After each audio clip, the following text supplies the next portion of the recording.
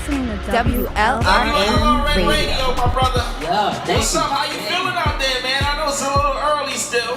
Nah, it's good. I'm here. You feel what I'm saying? I'm happy to be here. I'm in a good fucking mood. You know what I mean? That's good. Keep that. I love it. You know what I mean? Y'all said early. Oh, it's always early. I mean, he's fucking since the sound check, Kiddlee's been lit. He's been ready, you know. Facts. Yeah, I think it's every time I grab the microphone, like That's it. That's lit. I just be lit. I love that energy. Yo, you remember that? Oh, how old are you, matter of fact? I'm 23. Alright, so you definitely remember this. Remember, there's a group called Crisscross? You look, yo, can you walk backwards one time for me? Oh no, I ain't about to do that. Yo, come on, please. Yo, he talking about crisscross. I grew Please, up on bro. crisscross. Yo, please, one time walk Don't do that backwards. to me. Don't do that to me. Oh man, I'm gonna catch y'all flying, man. Oh wow. Crisscross, you know my brother. Crisscross. John was ready. John had that song I ready. take that Drop one, that, man. He was ready. So, Kiddlee, we understand you're from Jersey. Which part of Jersey you from, bro? Yeah, I'm from Jersey City. Born and raised in Born Jersey and City. raised? Okay. And what's your nationality? Because we can't really. Yeah, you look I'm amazing. A couple of the ladies was asking. It's cool. I'm black and Puerto Rican. You know what I mean? My mom's Puerto Rican, my dad's black. Yeah, my girlfriend asked what's your nationality too, yo. And how'd you get your name?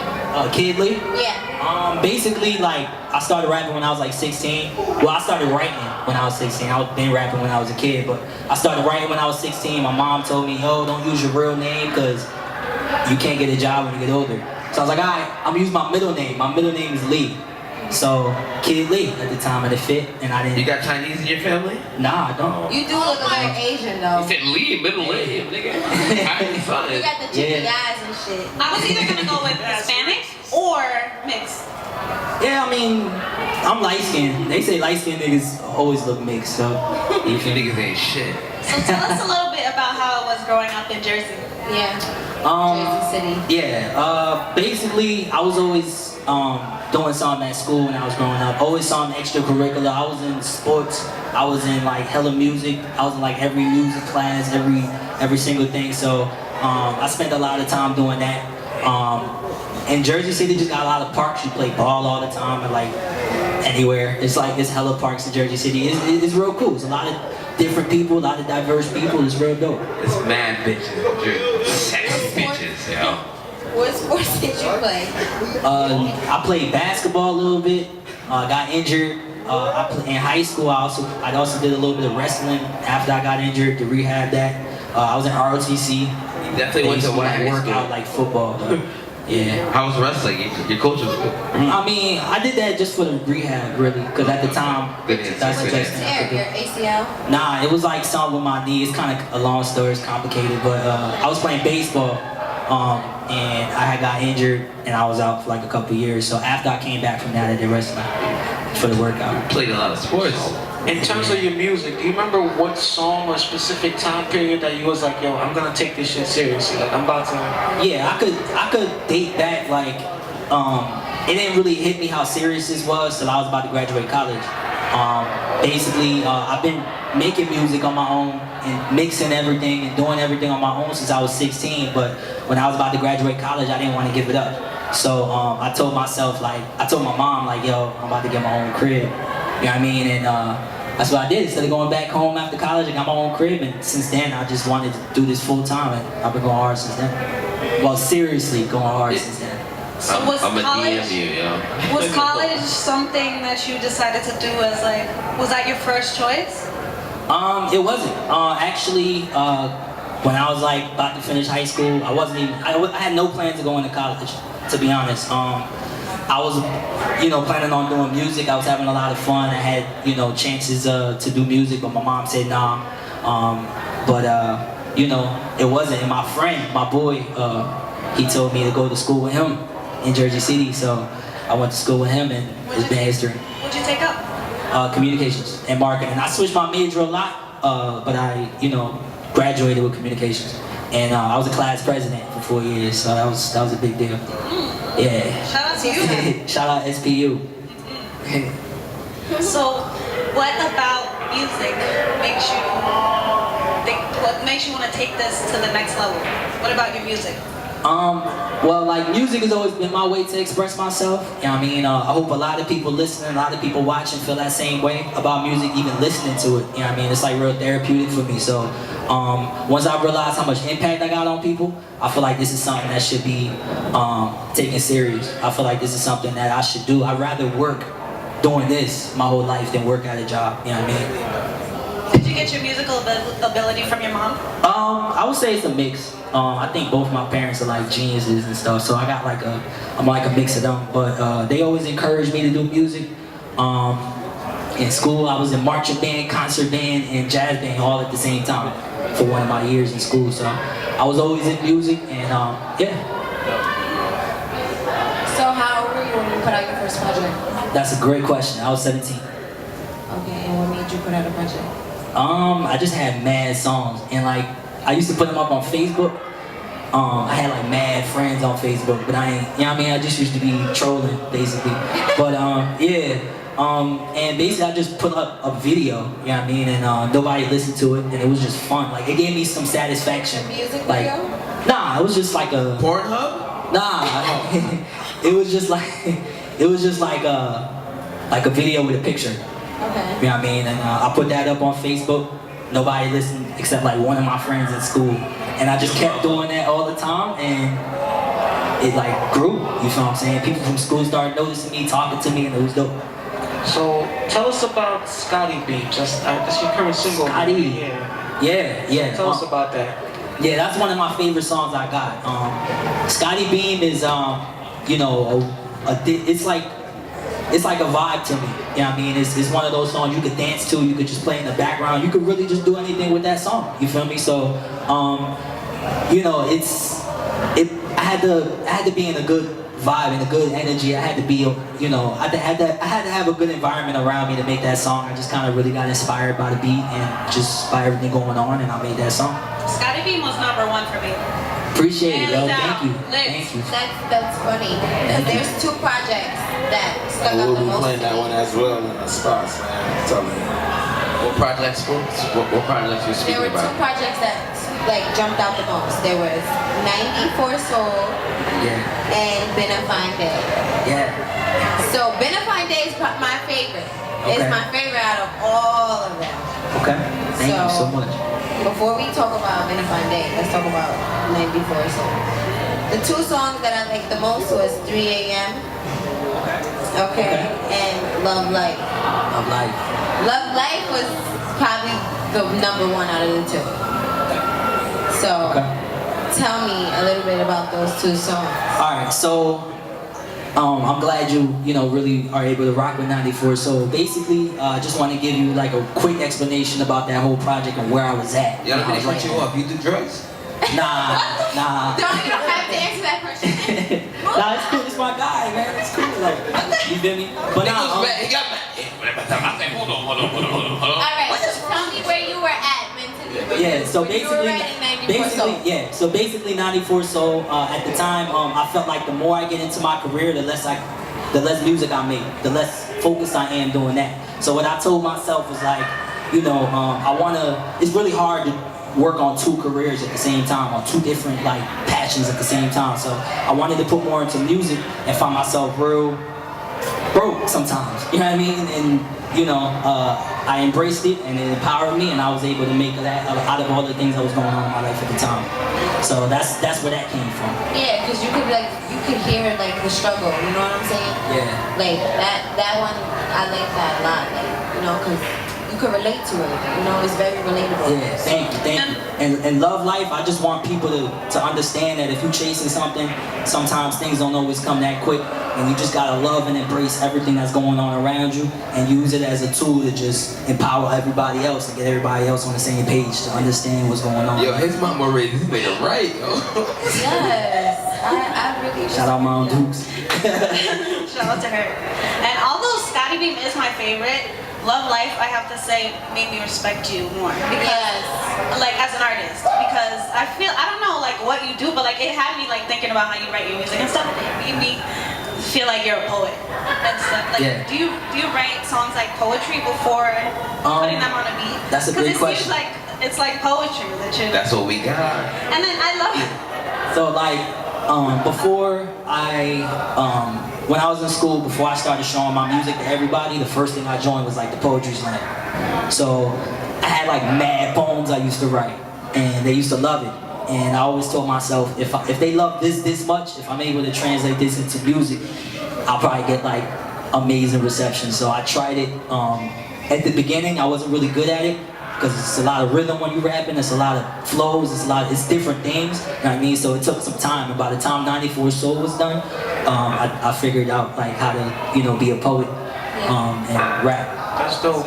So let's talk about, Been a Fine Day. Yeah. Because that was another one of my favorites. And you picked, like, you guys didn't listen to this album. It's basically like a lot of mainstream songs that we all know, and he remixed them and made them his own. Where can we find this? This was on SoundCloud. SoundCloud. I found that. Yeah. I got one hit. I'm talking. Let me tell you, okay, so, Sorry, Alexa.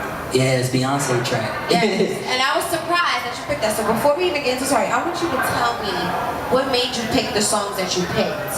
Okay. And what made you want to remake them. Because and I'm going to commend you on it as well because you did a good job. Thank you. Not a lot of people can remake a song and make it sound like I want to listen again. Yeah, you did know them what I'm justice. saying? You did them justice. So you did really good. So explain why you picked those songs. So like one of my favorite rappers ever is Lil Wayne. You feel what I'm saying? For the people that's watching and y'all know Lil Wayne Prom Days, like to me that was like the greatest thing I ever heard in my life. So like that's one of my biggest influences. And I feel like people now don't approach mixtapes like that no more. Mixtape Weezy. So. Yeah. Mixtape Weezy, man. I feel like people don't approach mixtapes the same way. So just leave it raw and just go crazy on it, you know what I mean? Just witty bars and, the craziest flow I could think of, you know what I mean? So that's where the inspiration came from, you know what I mean? So basically the songs really was at random, really. I think the first one I did, I made it pretty quickly. Actually, let me talk about this before I get into that. Been a Fine Day, I did it mostly a week. Like I moved into my apartment, I was excited, I just graduated, I did all of that, and Eating cups of noodles. I had like no furniture. Yeah, I had like no furniture in my house, nothing but just a mic and a stool. You know what I mean? And I was like, yo, we need to do something. So we just made music all day, and we did Been a Fine Day in like a week. So that's why the sound pretty much sounds the same. But the songs were like kind of picked at random. I was freestyling with my friends, and ended up writing like enough for Been a Fine Day. You know what I really like about your music?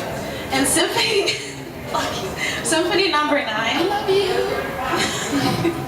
Symphony number 9. There was like a part where, like in a lot of your songs, there's parts where it's almost like you're freestyling, but you say, and I just fucked up that last word, but fuck it. Like, you know what I mean? Like you keep going. Like, how important is it to you to keep it real? Yeah, like I really love one-take videos, one-take recordings, because I feel like it's a performance. It's that light skin shit. Yeah, like. Yeah, so. Yeah, like you can't get that one. You ain't that nice, my nigga. Yes, he is. No, I'm just all light skinned niggas. And my dark skinned niggas in the back feel me. Wakanda! A lot of the songs. Y'all live back there. A lot of the songs you like are talking before or you're talking after. You're having like a whole full-blown conversation. Like you're even coming out of the booth like, yo, to the engineer, like, yo, yeah, I like that. Keep that part. That shit was lit. Like that, I like that. You know what I'm saying? Because like a lot of I like that you brought that up. Keep it going. yeah, like that was lit. Like that made you stand out to me more because everybody else wants to sound so perfect. Exactly, but that's one thing. What I'm saying? That's one thing I wanted people to take out of Been a Fine Day, because I put some of the elements into 94 Soul. You know what I mean? So I just wanted people to understand, that I want this is as authentic as it could be. You know what I mean? Like I don't care too much about all the image stuff. I don't care too much about everything. I love making music. It's so much fun to me, and I feel like I'm saying something on top of that. So I just leave all the cuts in there. You know what I mean? It sounded dope on top of that. You know what I mean? I didn't care too much about adding hooks. I didn't care too much, about the mixing. I thought it sounded good the way it was. And I just dropped it, put it out. I'll make another one. It's cool. Put that out. It's a moment.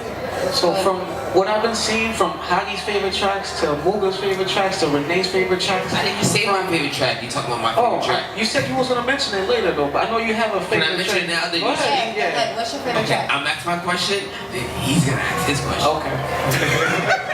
So listen. Okay. I did the Quiet Storm freestyle. You mad young to know about the Quiet Storm beat. Like how, like this shit hit me. I'm like, yo. I looked at your picture. I was like, this nigga know nothing about this beat. I was outside, my nigga. Bro, my lunch money was getting taken away from me from that song, my nigga. Like, it was a Quiet Storm. Yeah, I feel that. Nah, I feel that, bro. Like, I mean, we came from the same place. Soon as the beat came on, like, oh, we gotta do this shit for the culture. $5 gas on half tank, nigga. We about to go crazy on the beat. So, nah, like that ass though. Like when I did that shit, I feel like I had a point to prove. I always felt like I was the best rapper that got no attention. But now I don't care about the attention. I feel like I got people that gravitate towards it and people that love it. I respected it. I just gotta keep like they're behind me with this shit. You feel what I'm saying? So I feel like I gotta keep my foot on these niggas' necks, let them niggas know I'm about to be the best rapper. Guys, you didn't even said that. Like, Yeah, I'm you trying to. even said that. That was one of the bars. You said something about putting your phone on somebody's neck. I heard that. And you're like beyond your years though. Like you even said in the song, like you feel mad old. Yeah. You get Like, signed, don't forget I about me. respect it. I really do. It kind of fits into like my energy. You feel what I'm saying? I feel like I come off real authentic. I don't really have too many like motives or nothing. I'm just chilling, really. You know what I mean? And you know, if it comes off childish, it comes off childish. But I'm real mature. You know what I mean? I don't want nobody to think that I'm not. You feel what I'm saying? I ain't dumb. I ain't nothing. I'm. You know what I mean? I feel like I'm the best rapper of all time, and I feel like I gotta show that. So when I'm rapping, when I'm writing, that's the only time I can get all my thoughts together. You feel what I'm saying? Like a lot of times when I'm talking, it's real scrambled. When I sit down and I write it, that's what I mean. Like I mean that shit. You feel me? So yeah. And I do want to get back to Muga for a second because he said you guys are not in the same place, but we kind of are because I hear You young too. Don't play that shit with I'm me. not young, first of all. Yeah, But I hear you got gray hair. Jersey. I hear that Jersey doesn't support, just like Rockland kind of doesn't support. So how do you feel about that? Like how? Alright, so I do feel some type of way about this. I feel like people around the country relate to this about where they from. When it comes to that, I feel like there's always support. It's just, it may not be the type of support you want it to be, but it's always support. People always know who you are, don't pay attention to, you know, I feel like people feel really strongly when it's people that they want to get approval from. When they don't get that approval, they feel some type of way. Like, you ain't pay attention to the fact that there's 100 other people that listen to your shit on the daily, like 200, you know what I mean? Whatever number you got streams, like there's other people listening and rocking, you know what I mean? But somebody will be mad because there's one person that they wanted to like it and don't like the song. You feel what I'm saying? So I feel like support is always there. I feel like over the years I've learned how to embrace the support that I have. You know, my opinion on that just kind of changed. So to everybody that's listening, if you're an artist, if you know, do anything, if you're creative, if you're an entrepreneur, you know what I mean? Just look at the people that's around you. Look at what people are rocking with, what they're not rocking with, and just you know, move forward from that. Judge the product one at a time. I think that went over their heads. Yeah, no, that was. I'm just sorry. I don't think they did. I think We it can stuck just with me. proceed. I'm just So, saying. if it stuck with you, it happens. stuck with you. You understand what I'm I'm saying? all for that shit. He's a house nigga. Exactly. So can you walk me through your whole writing process? And then I want you to walk me through your whole recording process. No problem. This is like the funniest shit. I never talked about this really. It's mad dope. But my friends know. Classes are. They know this shit. Basically, like my creative process comes in like moments and like spurts. There's times where like if I got a really bad writer's block, I feel some type of way because I can't express myself and I get real down. You know what I mean? But when those moments come, it's like that. I can make 10 songs. I can make 15. I can make 20. And I'm real confident about my ability at, you know, when I'm writing. So that's why Benefine Day was done in a week. You know, it was just spurts. So that's how I write a song. Also, I gotta be influenced by my mood. So like, for everybody in the room, if y'all in an excited mood and I'm in that same mood with y'all and we playing a beat, I want some hard shit. I want to have fun with y'all. That's the vibe that's going on right now. You know what I mean? Now, if I'm in the room by myself or whatever's going on, whatever energy is in the room, that's the type of beat I'm looking for. It could be a hard ass beat that just played, but I can't write to it. You know what I mean? That's not what I'm feeling right now. So I try to just go based off of energy, based off of mood, you know, everything going on. And, you know, I kind of just put it on the paper. That's how it comes out so real, because it's from a real place. Yeah, just to piggyback off what you just said right there, you kind of chimed in on it earlier, but from everybody's favorite songs to what you just said, I feel like you pride yourself in being versatile, because 94 Soul and all your other Scotty Beams, you just show your, you know, how versatile you can be. How much do you pride yourself on just making sure your last song didn't sound like another song you just did? Bro? Yeah, no, that's something I definitely pride myself on. I feel like it's really dope for me when I'm trying to be experimental and creative and come up with something like a Scotty Beam or like a Rocket Man, which is like a pop song, you know what I mean, or just like those kind of moments songs, you know what I mean, I realize, I look around at all these rappers that are getting all this buzz, I'm like, I feel like I could do what they doing a little better, because I could go in 20 different ways. I could make the same hook on 20 different beats and make it sound dope on 20 different songs. I feel like that's something that people would love to hear, people from all around. I used to play my music in Ubers, and some people would like different beats and different types of vibes, and I wanted to be able to entertain them and be able to talk to them and say the same message. So I definitely pride myself on my versatility, and the fact that I could walk up to anybody and make music with them, no matter where they from, and have the same message. Do you engineer or produce any of your own music? I engineer like mostly all of it. Like I just started going to the studio. Yeah. I mean, Then the Fine Day was all me. So that's why I loved it, because all the money that came from it was like profit, because I did that shit in like my house. Yeah. You know what I mean? It wasn't like a budget on it. It was just, you know what I mean? That's why I loved it. So whatever the numbers got, I don't feel like it was a flop at all, because I started, there was nothing on the budget. You feel me? So I loved it. Yeah. So you have a lot of different songs that you can kind of make hits. So which one would you say that you like would make mainstream first? That's if a you good could question. choose some like a song that you created. Yeah, I've been thinking about mainstream too, because I'm taking this real serious, and you know what I mean, I kind of make music based on projects.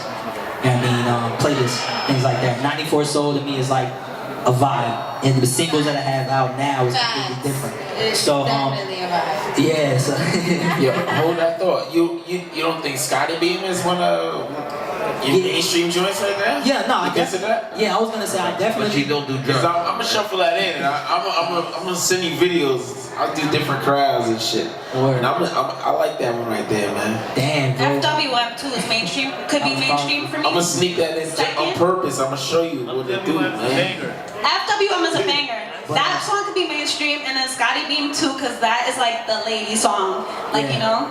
Yeah, I feel like all the singles out right now that you can find on Apple Music, Spotify, Tidal, YouTube, all them shits that y'all go to listen to music, Audio Mac. You know what I mean? I feel like all the Audio, singles. man, what the fuck is that? Yeah, we It's use Audio Mac. shit. Audio Mac is lit, yo.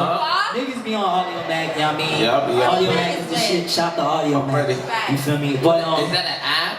it's a website. Oh, I don't know, It's a nigga. website for music. I didn't know if they had an app, but I know it's a website for a Yeah, fact. it is So, a but yeah, basically, every single I got out now, y'all should play that. If y'all rock with me, if y'all support Classic Star, if y'all rock with everything I'm doing, y'all can go listen to that, buy that, share it. You know what I mean? Let's get this shit going. You know what I mean? I'm trying to get this shit go viral so they can go back in '94. So Support each other, man. So if you could have your dream collab album, Ooh, this is gonna be dope. who would you have on your album? I want my favorite rappers. Basically, I want Cole. Cole is one of my biggest influences. Yeah. Just because he's always talked to you in the same way. Like the way he talks to you in the music. The way he talks to you was the same for like 10 years. So Cole, definitely Lil Wayne. Actually, hold on, let me think about this. This is a Go lot. ahead, think about it. Definitely Kendrick, J. Cole, and Lil Wayne. Okay. And if you could be signed to anybody, who would you be signed to? That's a good thing. I really want to be signed because I feel like having that mentor to help me in music would be like the best thing that could happen for my career and my creativity. So I would say Dreamville. Yeah. That's what's up. And do you have a message for the youth and for anyone who's following their dreams just like you? Yeah. And let them know what's that message. got you. Look in the camera and act like you're talking to them and tell them. Yeah. their So for message. everybody Talk that tuning talk. in, for everybody tuning in, I basically want to let you know that you can do whatever the hell you want. You know what I mean? Just understand who you are, what you can give, and just try to improve on it and try to touch the people. Try to vibe with people. You know what I mean? And you know, you'll progress over time. You know, I support y'all. If y'all feel like nobody does, send that shit to me. You feel me? I support y'all. Talk to me at shows. Like, you know what I mean? Just talk to me. I got y'all. If y'all need somebody to support y'all, I got you. So, just aim for whatever you want. You can do that shit. I'm telling you. Fuck what everybody says. You can do that shit. And while you're there, tell the camera what upcoming project you have coming up, or any shows you have coming up. Cool. So I got basically like a project called Pilot. It's basically gonna be like just a whole bunch of dope ass vibes put together on one project. And yeah, maybe like a mixtape or something on SoundCloud. But right now, Pilot. I want y'all to stay tuned. And where can we find you? Where can we find your music? And where can we find you on social media? Yeah, at The Real Kiddlee. That's The Real Kiddlee, Kiddlee. Y'all can follow me on every network. Also, Classics Art. That's Yes. Oh yeah, I wanted to ask you, what is Classic Art? Classics Art is like the dopest clothing line you ever gonna have. It makes you feel some type of way when you have that shit on. Like, it's dope shit, you feel what I'm saying? And it's a philosophy that we live by that, you know, that people could relate to. So Let's get that in that boutique, man. Yeah. Trendsetting.com, man. Let's do some pop-ups, man. Let's connect. Yeah. Let's do some pop-ups, man. Facts. Yo, Yeah, book working. us. You can pop and been there sometimes too. Bring I'm with some it. stuff. I'm with it. Oh, I got a concert August 11th. If anybody has any creative ideas they want to, you know, talk to anybody about or just get out, DM Classics Art on any network. You know what I mean? Twitter, Facebook, Instagram. It don't matter. DM us, and we'll be able to talk to you, and you know, we'll see what we can do for you. And the last question of the night. Tell us the song that you're gonna perform for us. The song I'm about to perform for y'all, FWM, Fuck With Me, Now Chong, Fuck With Me, and Scotty Beam. Okay. And we're actually You gonna better take sneak another one in there too, man. Got you, T-Mac. Oh, T-Mac. What you doing, T-Mac? I didn't say double. Hold on, Honey got something to say though. Hold on, Honey. We're What you gonna actually have to pay our bills right now, so we gotta take a little break. Let's get into it. Let's get into this music real 2 quick. minutes, don't go I got anywhere. Kiddlee up next. My boy Tony Sell's gonna perform too.